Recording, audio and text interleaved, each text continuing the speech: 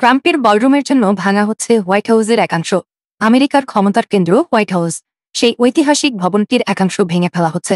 বিশ্বজুড়ে সাম্রাজ্যবাদী চক্রান্তের জাল বিছানো যে দেশ, তাদের প্রেসিডেন্টের বাসভবনেই চলছে ইতিহাসের সবচেয়ে বিতর্কিত সংস্কার। কথিত আছে, ট্রাম্প তার বিলাসিতার জন্য $25 কোটি খরচ করে হোয়াইট হাউসের ইস্ট উইংয়ে যোগ করছেন এক জমকালো বলরুম। যদিও তিনি বলছেন ব্যক্তিগত অর্থায়ন, কিন্তু অর্থের উৎস গোপন। ট্রাম্পের দাবি, তিনি ভবনে পূর্ণ শ্রদ্ধা দেখাচ্ছেন, অথচ ঐতিহাসিক অংশ ভেঙে ফেলা হচ্ছে। সাবেক ইতিহাসবিদরা এর স্বচ্ছতা নিয়ে প্রশ্ন তুলেছেন, বলছেন এই পরিবর্তন দেশটির ইতিহাসের চেয়ে ট্রাম্পের অহমিকারই প্রতিফলন। সোনালী ঝাড়বাতি আর বিলাসবহুল নকশায় সাজানো এই সোনার মহল কি নিছকই একটি বলরুম, নাকি আমেরিকার প্রতীকী গণতন্ত্রকে ব্যক্তিগত খেয়াল খুশিতে পরিণত করার একটি চূড়ান্ত চেষ্টা?